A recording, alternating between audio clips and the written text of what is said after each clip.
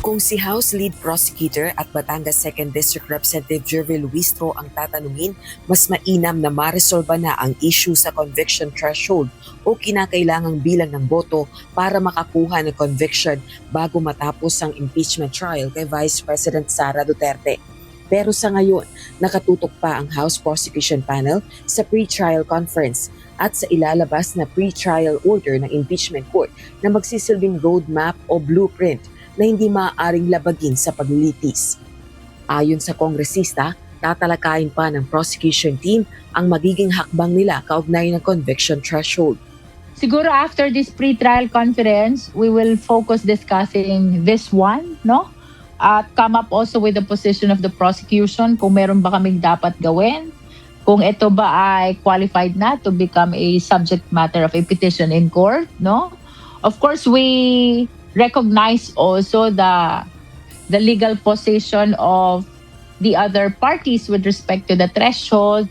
Nakasaad sa konstitusyon na walang sino mang impeachable official ang maaaring mahatulan liban kung may pagsang-ayon ng 2/3 ng lahat ng miyembro ng Senado. Sa kasalukuyan, 24 ang bilang ng mga senador, subalit nakadetene si Senator Jinggoy Estrada sa kasong plunder at graft. Samantalang nagtatago naman si Senator Ronald Bato de la Rosa sa gitna ng arrest warrant sa kanya ng International Criminal Court. Kabilang sa mainit na usapin ngayon kung ano ang conviction threshold para sa impeachment trial kay VP Duterte sa gitna ng kinakaharap na kaso ng iba pang senador. Si Senate President Sherwin Gatchalian nanindigang boto ng 16 na senator judges ang kinakailangan para makonvict si VP Duterte. Pero taliwas dito ang paniniwala ni Representative Luistro. The threshold must depend on the number of senators within the coercive means or power of the Senate. No? That is my personal opinion also. But I do recognize the position, contrary opinion of the others.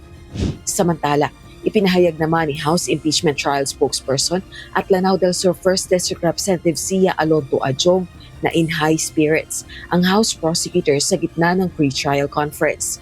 Nanggagaling anya ang kumpiyansa ng mga ito sa mga ebidensya laban sa Vice Presidente para sa paglilitis. Our prosecution panel is in high spirits dahil unang-una yung ebidensya at saka yung mga articles at saka yung mga ipopropose, may ipapresenta ng mga testimonya at saka mga witnesses ay solid, no? Rock solid na madaling maintindihan ng korte, madaling maintindihan ng ating taong bayan.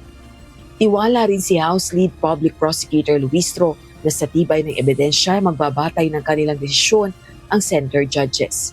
My position on that is, kung malakas ang ebidensya, regardless of the fact that this is a political process, I think the senator judges will be inclined to look into the evidence and not based purely on political affiliation, no? Nonetheless, we would like to express our utmost confidence sa lahat ng ating mga senator judges. Sa Lunes, June 22, nakatakda ang pagpapatuloy ng pre-trial conference at pagsusumite ng 2 panig ng kanilang komento sa stipulation process. Rosa Licoz, UNTV News and Rescue. Diyos ang aming sandigan, serbisyo publiko ang aming pinahahalagahan.